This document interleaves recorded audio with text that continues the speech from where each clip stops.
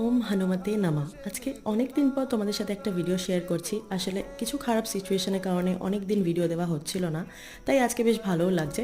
যাই হোক, আমি যদি চুলটা কেটে ফেলি তাহলে কি আমাকে খারাপ লাগবে? আমাকে একটু কমেন্ট করে জানিও তো। ভাবছি চুলটা একটুখানি শর্ট করে নেবো। আর আজকের ওয়েদারটা এত সুন্দর ছিল যে মন যেন এমনিই ভালো হয়ে গেছিলো।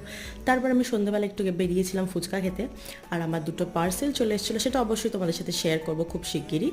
তারপর আমি কাজ থেকে বাড়ি ফেরার সময় গেছিলাম একটু গড়িয়াহাট, কারণ সামনেই তো পয়লা বৈশাখ, ভাবলাম নিজের জন্য কিছু কেনাকাটা করা যাক। কিন্তু ওই যে ভালোবাসার জিনিসটা খুব সহজে ধরা দেয় না। তারপর ওখান থেকে আমি ট্রেনে করে সোজা বাড়ির দিকে রওনা দিচ্ছিলাম। আজকে অনেকটা লেট হয়ে গেছিলো।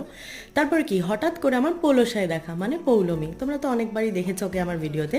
তো এইভাবেই দিনটা খুব ভালোভাবে কাটালাম। আর হ্যাঁ, যে লিপ বামটা ছিল সেটা হচ্ছে হাইফেনের ম্যাঙ্গো লিপ স্ক্রিন, যেটা তোমরা একবার ট্রাই করে দেখতে পারো, ভীষণ ভালো লেগেছে। যাই হোক, আজকের জন্য এইটুকুই। ভালো লাগলে একটা লাইক করে দিও। বাই।